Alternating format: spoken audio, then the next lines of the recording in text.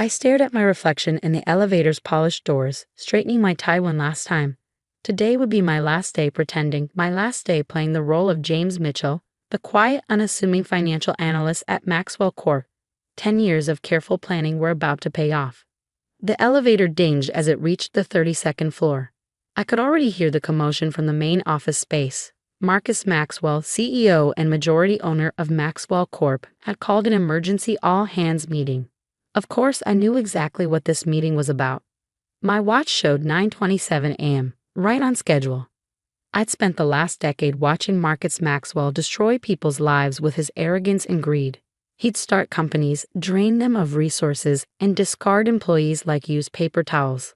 The pattern was always the same. Buy struggling businesses, strip them of assets, fire everyone, and walk away with millions while families lost everything. I knew his pattern intimately because 12 years ago, he did the same thing to my father's company. Maxwell Solutions had been my father's life's work, a software development firm that he built from nothing, working endless hours to create something meaningful.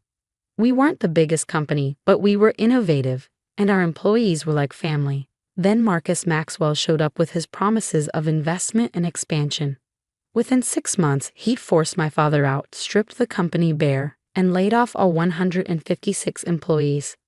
My father, broken by the betrayal and loss of his life's work, suffered a heart attack 3 months later. He didn't survive. I was fresh out of business school then, watching helplessly as everything my father built crumbled. But that day, standing over my father's grave, I made a promise. I would make Marcus Maxwell pay for what he'd done, not with violence or illegal actions, but by beating him at his own game. It took 2 years of careful planning before I made my first move. I legally changed my last name, altered my appearance enough to be unrecognizable from the young man who'd once attended company picnics at Maxwell Solutions, and began building my own investment portfolio. My father had taught me well. I knew how to spot undervalued assets and make smart investments. I started small, buying shares in struggling companies that I knew Maxwell would target. Then I'd sell before he could strip them, using the profits to buy more shares in other companies. Slowly, methodically, I built my wealth.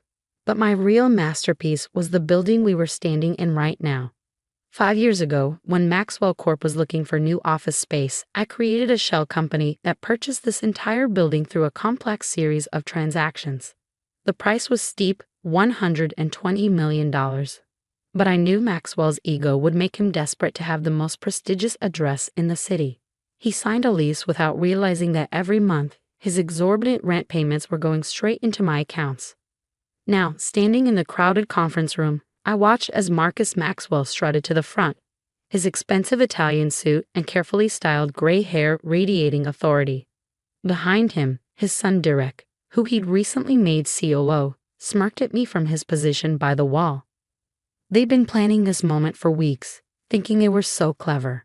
"I've called this meeting," Marcus began, his voice carrying that familiar false concern, "because we've uncovered some disturbing information." His eyes locked onto mine. "James Mitchell, please step forward." I complied, keeping my expression neutral as I moved to the front of the room. Around me, my coworkers shifted uncomfortably, already sensing what was coming. Maxwell Corp's emergency meetings had only ever meant one thing: someone was about to be publicly humiliated and fired. "Mr. Mitchell," Marcus continued, clearly relishing the moment, "we've discovered some concerning irregularities in your work. It seems you've been accessing confidential files outside your clearance level. Care to explain?" Of course I had been accessing those files, very carefully, making sure to leave just enough traces for their security team to find. The irregularities they discovered were breadcrumbs I deliberately left, leading them exactly where I wanted them to go. "I'm not sure what you mean, sir," I replied quietly, playing my role one last time. Derek stepped forward, waving a folder dramatically. "We have proof that you've been looking into our acquisition strategies, financial records, even my father's personal portfolio. You've broken at least 6 different NDAs. I noticed how several employees winced at Derek's tone. His reputation for cruel firing practices was well known throughout the company, like father, like son. Marcus's face hardened. "We trusted you, James, gave you opportunities. And this is how you repay us? By spying? By violating company policy?" He turned to address the room. Let this be a lesson to everyone. Maxwell Corp does not tolerate corporate espionage or disloyalty. The irony of Marcus Maxwell talking about loyalty would have made me laugh if I wasn't so focused on timing this perfectly. Pack your things, Marcus commanded, pointing toward my desk. Security will escort you out, and don't think about trying to find another job in finance. We'll make sure everyone knows what you did. This was it, the moment I'd been waiting for. I reached into my jacket pocket and pulled out a sealed envelope. Actually, Mr. Maxwell, I said, my voice suddenly stronger, clearer, I have something for you. The confusion on his face was priceless as I handed him the envelope. With trembling fingers, he tore it open and pulled out the contents, a thick stack of legal documents with one very important detail highlighted on the first page. I watched as his face turned from confusion to disbelief to something approaching terror. Behind him, Derek grabbed the papers, his own face draining of color as he read. This can't be right, Marcus stammered.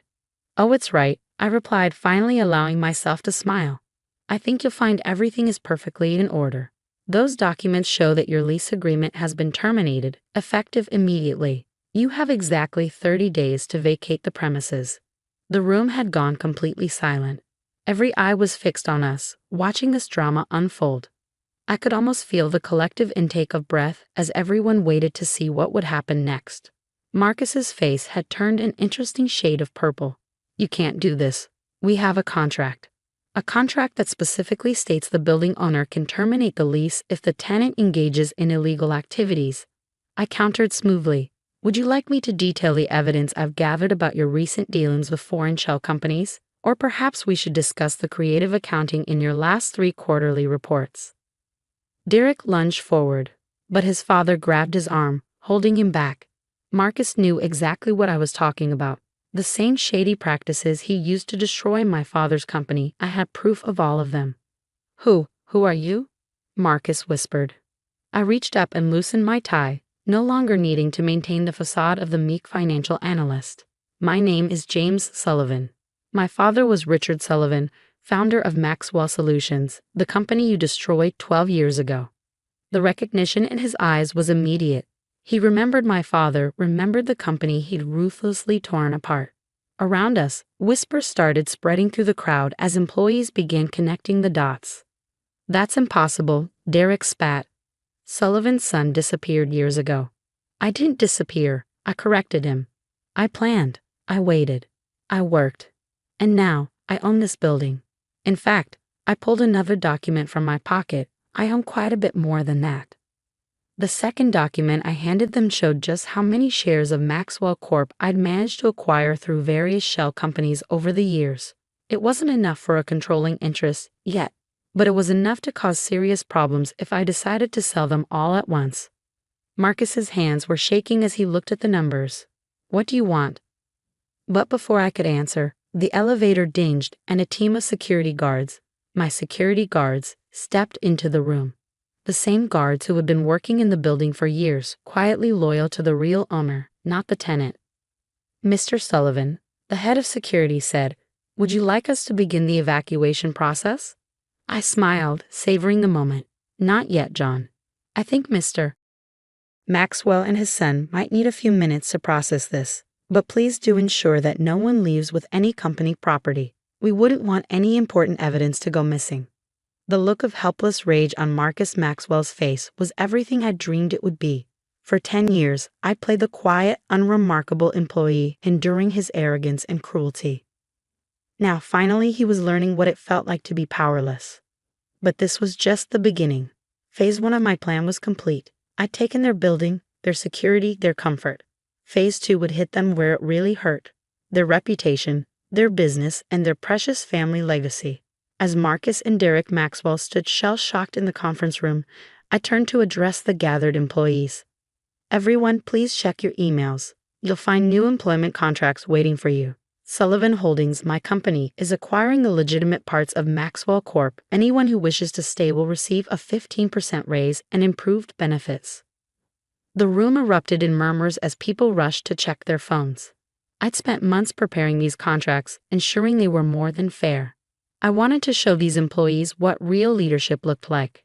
This is illegal. Derek shouted, his face red with rage. You can't just take over our company. I pulled out my phone, checking the time. Actually, in exactly 2 minutes, the SEC will be announcing a formal investigation into Maxwell Corp's financial practices. I believe the evidence they received from an anonymous source was quite compelling. Marcus grabbed the nearest desk to steady himself. You've been planning this all along. 10 years, I confirmed. The same amount of time it took you to build Maxwell Corp after destroying my father's company. Seems fitting, doesn't it? Just then, every phone in the room started buzzing. The SEC announcement had dropped right on schedule. I watched as Marcus and Derek's faces turned ashen as they read the news. The building was just the beginning. I continued, my voice carrying across the now silent room. While you were busy watching me access those dummy files you caught me with, I was actually documenting every illegal transaction, every shell company, every falsified report. Did you really think I'd work here for 10 years just to take your office space? The security team moved closer, forming a barrier between the Maxwells and the exit. Outside the floor-to-ceiling windows, I could see news vans already gathering in the street below.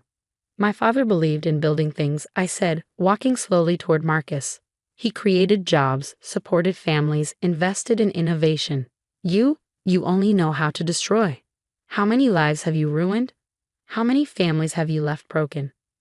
Derek lunged forward again, but this time 2 security guards caught him.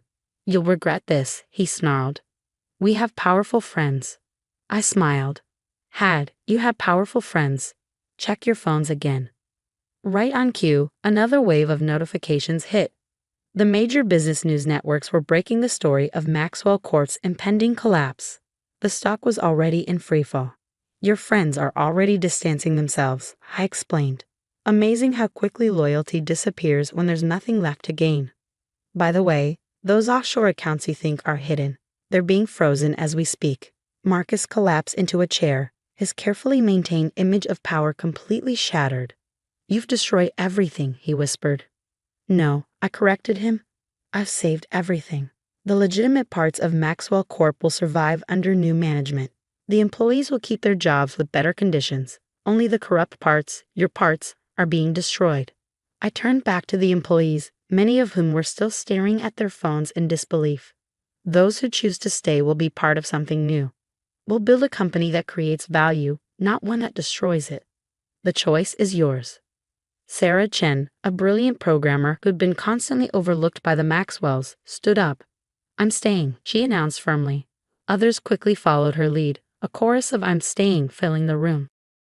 Derek, watching his inherited power base crumble, finally broke. Dad, do something, he pleaded. But Marcus Maxwell, the man who terrorized the business world for decades, just sat there, defeated. He knew it was over. Every ruthless tactic he used against others had been turned against him. Security will escort you to clear out your personal belongings, I informed them. You have 1 hour. After that, you're both banned from the building. As the guards led them toward their offices, I called out one last time, Mr. Maxwell. He turned, his eyes hollow. My father's heart attack? It wasn't just from stress. He discovered your plan to raid the company pension fund. He was going to expose you, wasn't he? That's why you moved up the timeline. The guilt in his eyes told me everything. After all these years, I finally had confirmation of what I'd long suspected. The employees you fired, they never got their full pensions. I've spent years tracking them down. They'll be receiving checks next week for everything they're owed, plus interest. That was the final blow. Marcus Maxwell, the corporate raider who'd built his fortune on broken dreams, shuffled away like a beaten dog, his son trailing behind him. The next few hours were a blur of activity. News crews tried to get into the building, but security kept them at bay. Our PR team, already prepared, released a statement announcing Sullivan Holdings' acquisition of Maxwell Corp's assets and the transition plan for employees. By evening, I stood in what had been Marcus Maxwell's corner office, watching the sunset paint the city skyline in shades of gold. On the desk sat a single photo, one of my father and me, taken at the last company picnic before Maxwell destroyed everything. We did it, Dad, I whispered, touching the frame gently. We made it right. A knock at the door interrupted my thoughts. It was Sarah Chen, holding a stack of papers. Mr. Sullivan. The transition team is ready for you. Please call me James, I said, turning away from the window. We have a lot of work ahead of us. She nodded, a small smile playing at her lips. The employees are calling it the greatest corporate takedown they've ever seen. I shook my head. It's not about the takedown. It's about what we build next. My father always said a company is more than balance sheets and profit margins. It's about people, innovation, and doing things right.